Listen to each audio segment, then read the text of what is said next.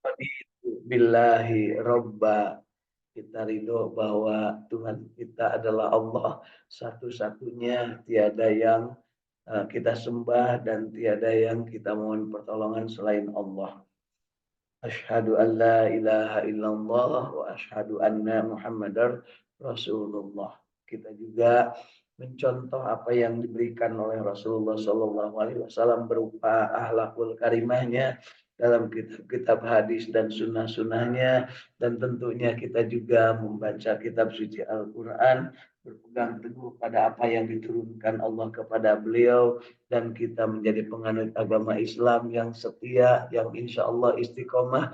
Mudah-mudahan kita termasuk yang selalu dijadikan Allah Subhanahu wa taala orang yang selalu bertakarrub, mendekatkan diri kepada Allah, dan kita menjadi orang yang bertakwa dan digolongkan ke dalam orang-orang yang muttaqin.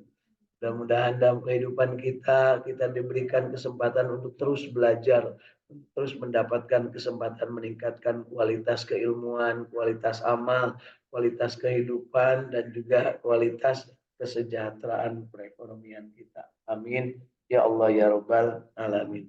Bapak Ibu, di hari ke-21 Ramadan tahun ini, Alhamdulillah, kita dalam keadaan yang sehat walafiat, ya.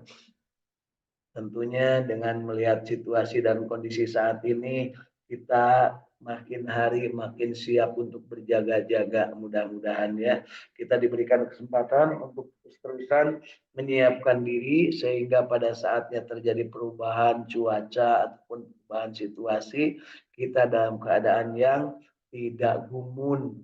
Nah, keadaan yang selalu ready, selalu siap, dan kita termasuk yang istiqomah di jalan agama Allah Subhanahu wa taala. Baik, Bapak Ibu.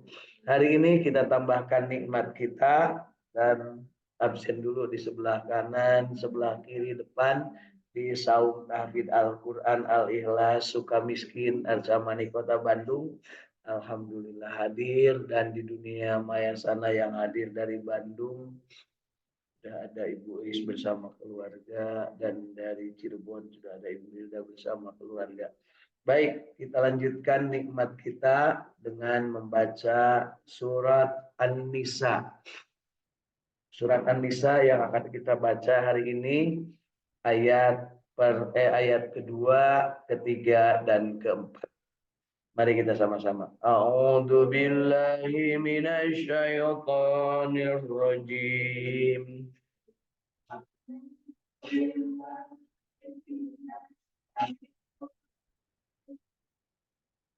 Bismillahirrahmanirrahim.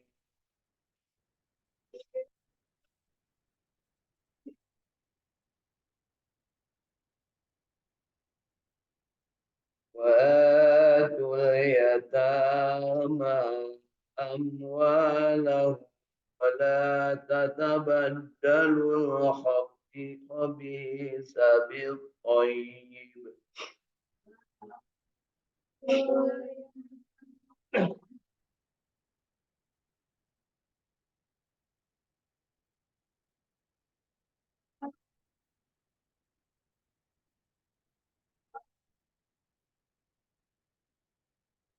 ولا تأكلوا أموالهم إلى أموالكم إنه كان حوبا كبيرا.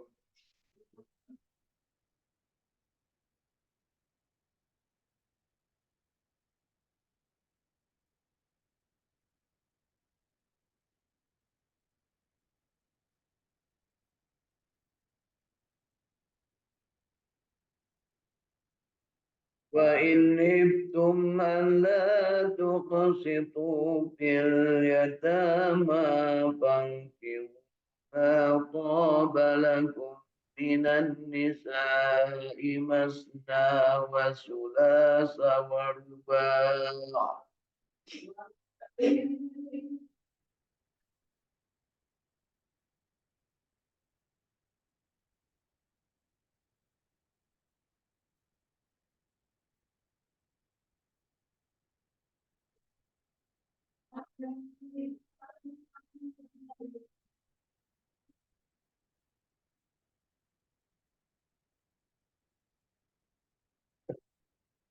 فإن هبتم ألا تعدلوا فواحدة أو ما ملكت أيمانكم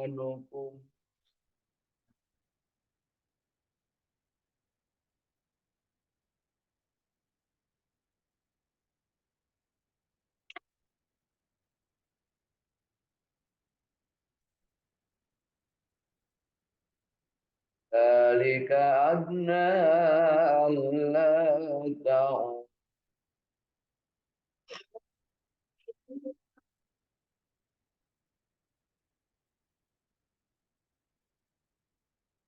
وآتوا النساء وآتوا النساء صدقاتهن نحلة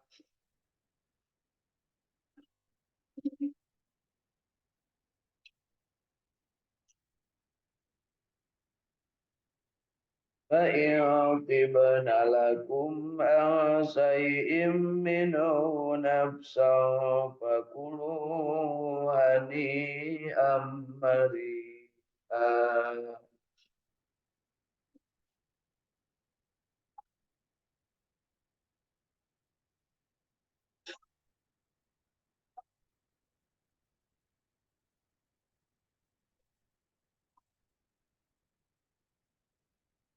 ولا تؤتوا السفهاء أموالكم التي جعل الله لكم قياما وارزقوهم فيها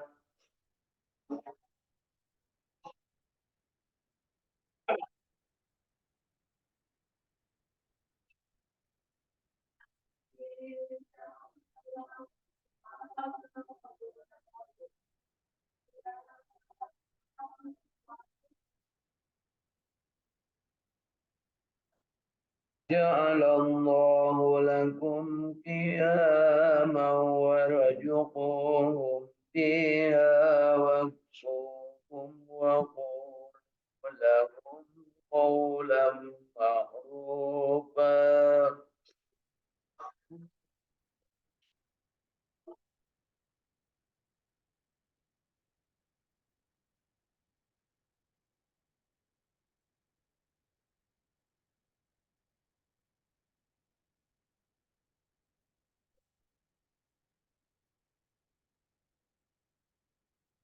وابتلوا اليتامى حتى إذا بلغوا النكاح فإن آنستم منهم فادفعوا إليهم أموالهم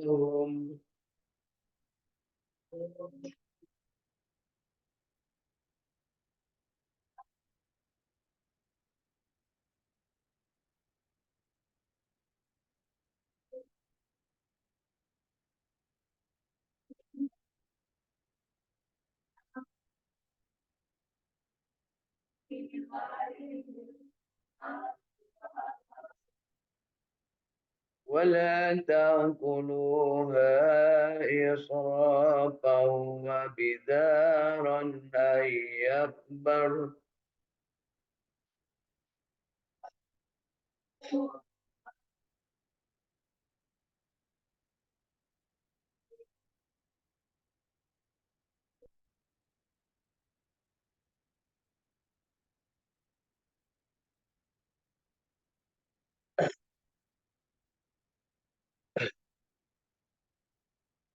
ولا تأكلوها إسرافا وبدارا أن يكبروا ومن كان غنيا فليستعفف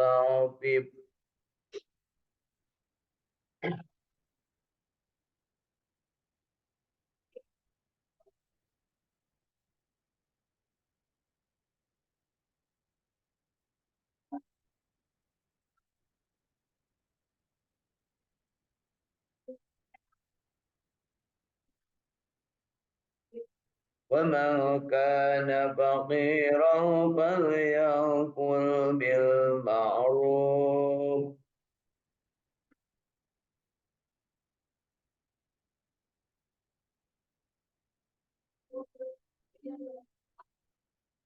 فإذا دفعتم إليهم أموالهم فأشهدوا عليهم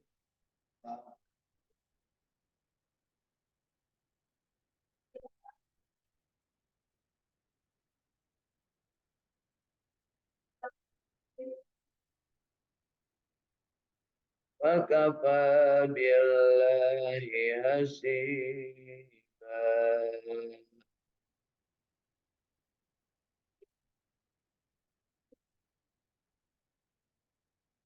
صدق الله العظيم.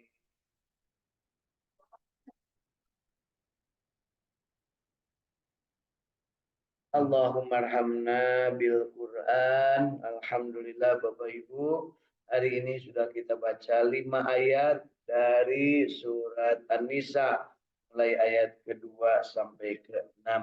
Mudah-mudahan bacaan kita yang baiknya, yang benarnya diterima oleh Allah Subhanahu wa taala, dan tentunya yang kelirunya, yang salahnya diampuni, seraya diberikan kesempatan kita ini untuk terus-terusan memperbaiki kualitas bacaan kita, memperbaiki kualitas keilmuan kita, dan juga memperbaiki kualitas semangat kita untuk terus-terusan mencintai Al-Quran.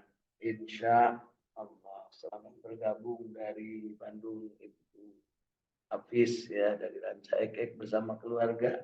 Dari Bandung juga Kang Ahmad bersama keluarga, dan dari Cirebon gabung Ibu Irin bersama keluarga. Alhamdulillah.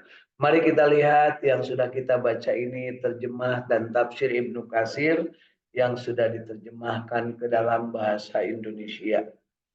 Dan berikanlah kepada anak-anak yatim yang sudah balik harta mereka. Jangan kamu menukar yang baik dengan yang buruk, dan jangan kamu makan harta mereka bersama hartamu. Sesungguhnya tindakan-tindakan menukar dan memakan seperti itu adalah dosa yang besar.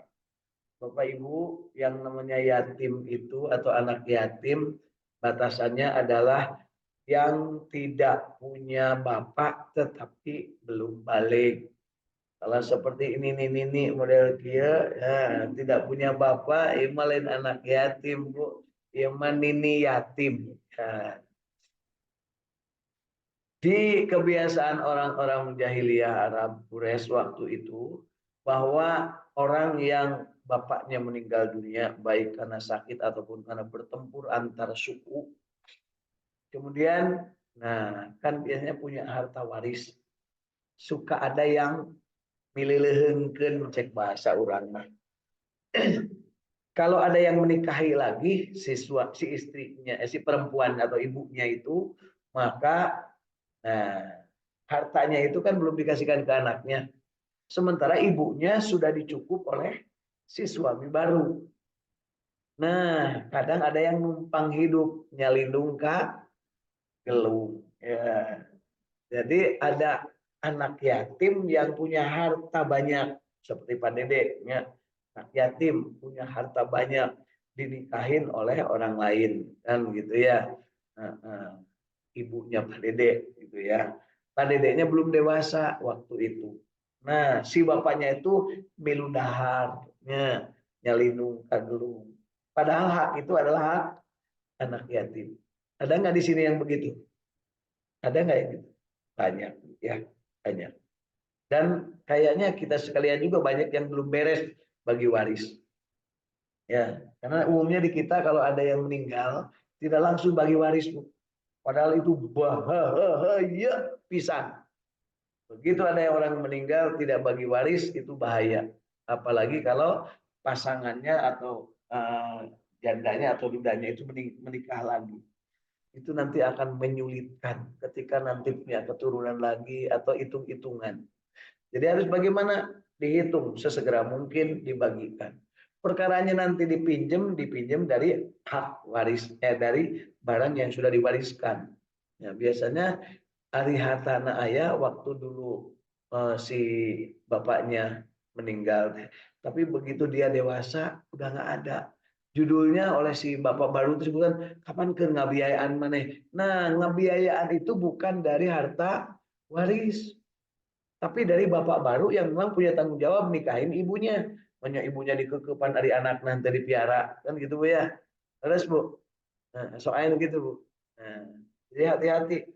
Jadi kalau seandainya ada anak yatim, perhatikan punya apa haknya dia warisnya. Segera pisahkan.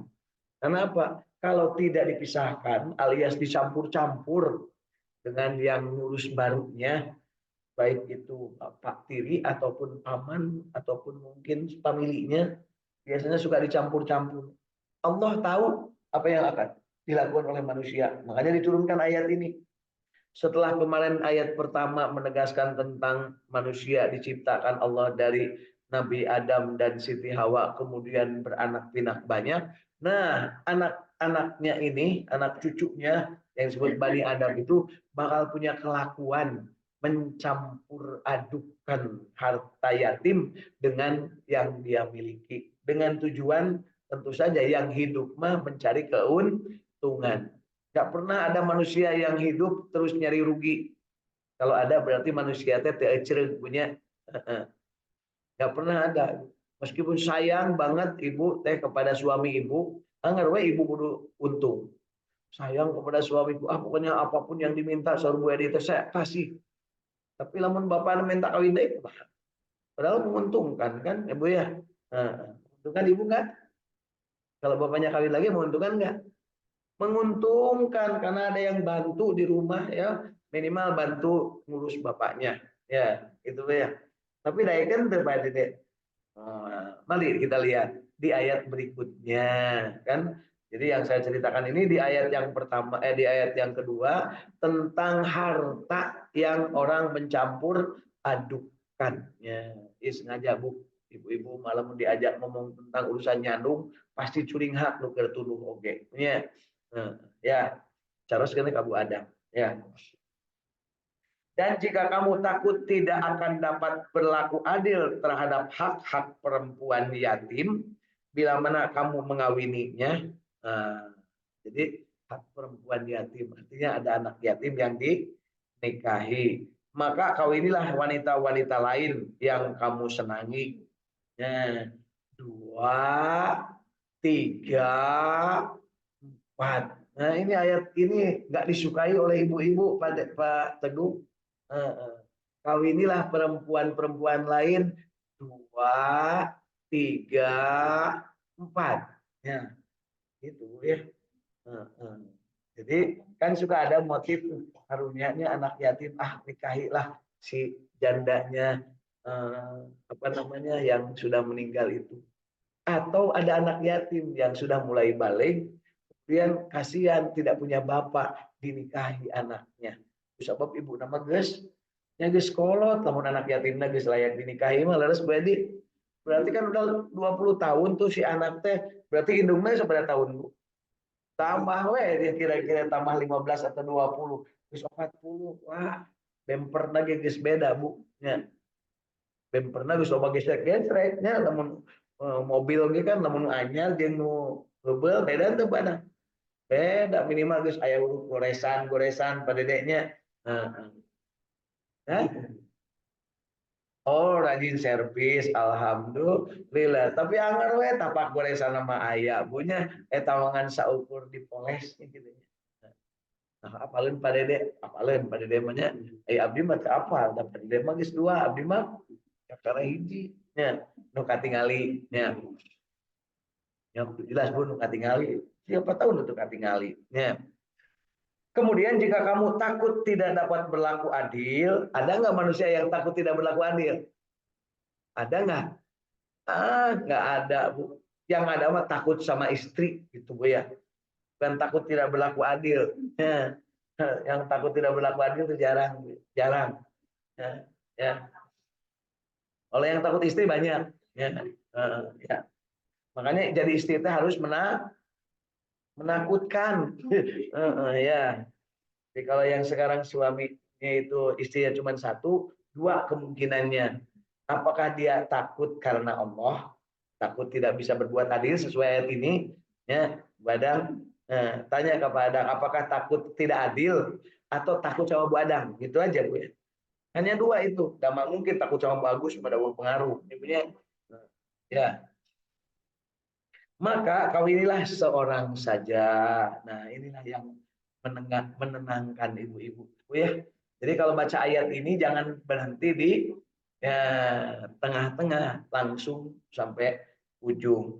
Maka kawinilah seorang saja atau budak-budak yang kamu miliki. Nah, di zaman itu kalau kepada budak itu tidak usah dikawini, boleh. Ya, artinya budak itu hanya dipakai wungkul. Ya, budak.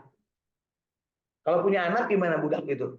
Umpamanya si suami punya istri satu, punya budak 5, bergaul sama budak-budaknya. Ya. Kemudian buka anak, si budak teh reuneuh, Bu, hamil. Anaknya anak siapa? Anak bapak. Ya. Benar, Bu. Terus si Bu Adang, ya Bu Adang, kemudian karena malu, bapak nak kalakuan segala gitu, banyak pembantu diri dengan akhirnya sok diaku Bu Adang, putra abdi, gitu ya. Ada yang begitu? Ada. Sampai sekarang, ya, yang namanya di Jazirah sana, kalau ada seseorang laki-laki yang menikahi orang perempuan atau perempuan baik itu pembantunya atau itu orang lain, begitu punya anak untuk menutup rasa malu, maka anak itu diaku oleh majikan. Karena menangin bapak anak, ya, sarua beda pabrik, ya, beda pabrik bu ya. Mau beda pabrik kira-kira saruan tuh bapaknya. Sarua, makanya boleh kalau laki-laki mah nanam di pabrik itu, nanam di pabrik iya, nanam di pabrik itu. Namun perempuan loba anu nanam di satu pabrik kira-kira kumaha Bu? Keder, bener bahasa anak keder. Itu jelas, punya dia teh buatan Amerika atau buatan Jepang gitu. Kan gitu ya. Ya, yang demikian itu adalah lebih dekat kepada tidak berbuat aniaya. Jadi Bapak Ibu ketika laki-laki dibolehkan punya istri lebih dari satu, ya, atau dia mendapatkan anak dari budak-budak, itu harus diaku, disebutnya harus diaku itu harus diurus supaya tidak terjadi aniaya. Kira-kira Bapak Ibu di zaman sekarang ada enggak anak yang hasil tidak dinikahi? Wah, alhamdulillah berarti ibu-ibu teh curiga banyak. Berarti nu deket oge ayah. Itu nya geus lah bapana daripada kita awas pokoknya ulah macem-macem kan gitunya. Jadi we bapakna teh hirup teh terancam di dunia teh Bu. Terancam Bu, terintimidasi, diteror ku pamajikan nu kolot. Jadi pamajikan nu kolot teh jadi teroris. Teroris punya cicing si bapak bisa datang nu kolot. Mungkin uang mau jelak-jelakan milu joget kayak itu pada yang mendatang kolot. Ya, gitu. Pas gitu pada deh. Ayah gitu. Bapak turan pada deh lah ayah gitu. Ya. Biasa nama kapanggil eta mungkin katangkap KPK Pak. Nah, begitu katangkap KPK dibolehkeun gaji sabaraha nu kolot sok dipanggil. Ibu ka dieu Bapak geus katangkap tah ku Komisi Pemberantas Korupsi. Bapak teh maling duitnya 5 miliar. Adik ibu kebagian sabaraha? Abdi mah gaji we sesuai sarang setrukna 10 juta sabulan kan gitunya. Eta we dipasikeun ka abdina. Terus ka manakeun? Tuh kada ari si bapak keluar mah abdi mah terame milu nya. Bener gitu, Bu? Solehah eta ibu gitu teh, Bu. Tapi teu kaasup nu solehah lamun teu nyaho salakina init ka mana. Jadi perempuan soleha itu harus tahu kalau suami pergi itu kemana, harus tahu Bu. Bagaimana caranya pengen tahu suaminya kemana Bu? Tuh kan bingung kan? Hah? Ditempelin apa itu Bu? HP-nya kemana aja? Itu mah HP-nya di pareuman cicing Pak Bu. Jadi kudu kumaha Bu? Titipkan kepada yang punya suami. Siapa? Tak itu atuh Bu, ada ngaji jeung jinten teh ulah teu jelas Bu. Gimana kalau suami ibu ingin diawasi oleh ibu? Gampang, nyuhunkeun kana Maha Mengawasi. Ya Allah, suamiku keluar rumah, terserah engkau mau di mana juga, yang penting selamat. Gitu ya. Lamun geus dititipkeun ke Allah, kira-kira masalahna ibu mah nitipkeun ge tara jeung dina nitipkeun lagi teu percaya ke Allah. Benar enggak? Ya Allah, aku titipkan tapi hatiku tidak tenang, berarti terbalik gitu Bu. Ya, itu percaya Kak Allah. Kira-kira kalau tadi laki-laki yang punya suami, yang punya istri disumpetin banyak, sekarang perempuan-perempuan yang kalau nggak doa terus tidak yakin, banyak nggak? Tadi gue ngadoa nama Allahumma innaka afuwwun karim tuhibbul afwa fa'fu anna ya karim. Ya Allah, ampuni dosaku dan berikanlah kepada kami ya Allah ampunan yang seluas-luasnya supaya kami tetap mulia. Mohon diampuni tapi kelakuan nah, sesuai dengan yang diucapkan. Itu namanya COD. Nah, Bu, cuma omong doang alias COD. Pokoknya ayo gitu tuh Bu, kan orang bahasnya. Karena apa? Ayat 2, 3 dan 4 ini urusan COD. Ya, urusan kelakuan manusia. Sekali lagi, manusia yang sudah diciptakan Allah di ayat pertama disebutkan dari satu, kemudian diciptakan jodohnya, kemudian beranak pinak banyak, dua fungsinya. Yang pertama tasa nabihi wal dan yang kedua wal arham. Satu dengan yang lain saling berbagi dengan menyebut nama Allah dan bersilaturahim. Ketika dia berbagi dan bersilaturahim, maka pasti akan terjadi bentrok satu dengan yang lain. Itulah kodrat manusia. Begitu dengan yang lain, kalau lagi tidak setuju ada bentrok. Ya, jangankan suami istri, anak kembar pun meskipun kembarnya sama sarimbang awakna sarua pasti ada perbedaan. Ya, minimal lamun aya anu naksir perebut. Ya, ayang kembarnya dua perempuan dua-duanya. Begitu ada cowok naksirnya ke orang yang sama, apa yang terjadi Bu? Menang dari kawin dua nana, temenang, temenang dan pasti kakak, adik, saudara sekandung, gak boleh dinikahi. Nah, itu Bu ya. Kalau seandainya bapak ini punya anak perempuan, ibu ini punya anak perempuan, ya. Kemudian ada yang melamar kepada salah satu dari anak perempuan ini. Bapaknya indungna kan tadi beda, ya.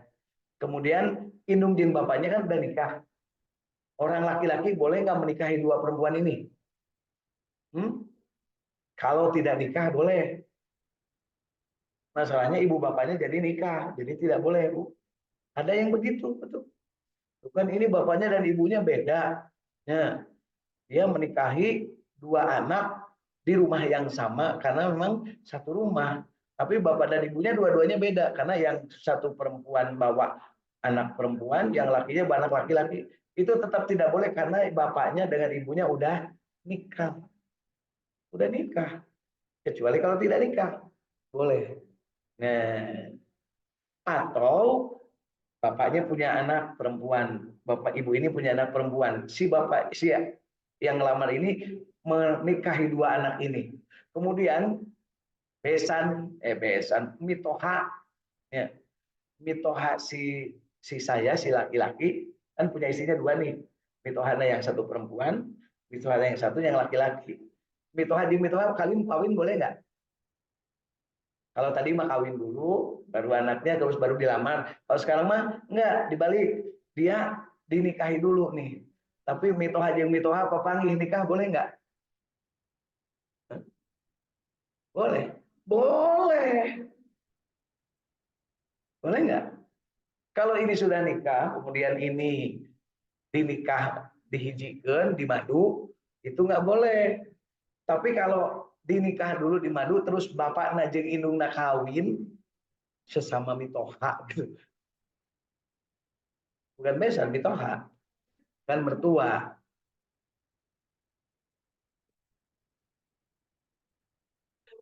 Mertua sama mertua, ibu mertua kawin sama bapak mertua, karena anaknya yang dimadu ini perempuan dua-duanya, boleh nggak? Boleh, nah itu mah nggak ada hubungan apa-apa. Ya, jelas. Kemarin gitu, entong, riwehnya, nekat. Itu namanya nekat.